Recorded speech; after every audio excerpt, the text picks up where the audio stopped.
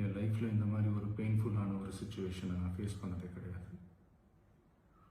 மனசு முழுக்க வலி வலி மட்டும்தான்.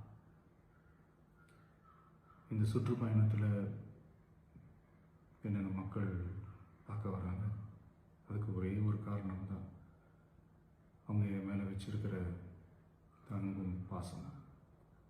அந்த அன்புக்கும் பாசத்துக்கும் நான் எப்பவும் கடமைப்பட்டிருக்கிறேன். அதனால தான் இந்த சுற்றுப்பயணத்தில் மற்ற எல்லா விஷயங்களையும் தாண்டி மக்களுடைய சேஃப்டி, அதில் எந்த காம்ப்ரமைஸும் பண்ணிடக்கூடாதுன்றதுக்காக தான் அது என் மனசில் ரொம்ப ஆழமாக இருக்கும் அந்த எண்ணம். அதனால தான் இந்த அரசியல் காரணங்கள் எல்லாத்தையும் தவிர்த்துட்டு ஒதுக்கி வச்சுட்டு மக்களுடைய சேஃப்டி மட்டும் மைண்டில் வச்சுக்கிட்டு அதுக்கான இடங்களை சூஸ் பண்ணுறது, அதுக்கான இடங்களை பார்த்து பர்மிஷன் கேட்குறது, போலீஸ் டிபார்ட்மெண்ட்டில் அதை ரிக்வெஸ்ட் பண்ணி கேட்போம். ஆனால் நடக்கக்கூடாதது நடந்துருச்சு. நானும் மனுஷன் தானே. அந்த நேரத்தில் அத்தனை பேர் பாதிக்கப்பட்டு இருக்கும்போது எப்படி அந்த ஊரை விட்டுட்டு என்னால் கிளம்பி வர முடியும்?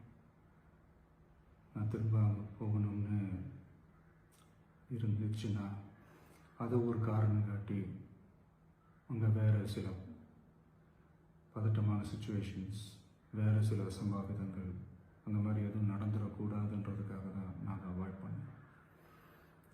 இந்த நேரத்தில் சொந்தங்களை இழந்து தவிக்கிற அத்தனை குடும்பங்களுக்கும் என்னுடைய ஆழ்ந்த இரங்கலை தெரிவிச்சுக்கிறேன். எனக்கு தெரியும், என்ன சொன்னாலும் இது ஈடையாகாதுன்னு எனக்கு தெரியும்.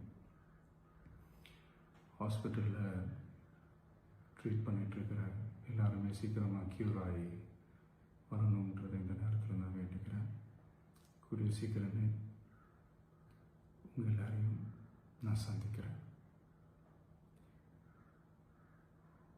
இந்த நேரத்தில் எங்களுடைய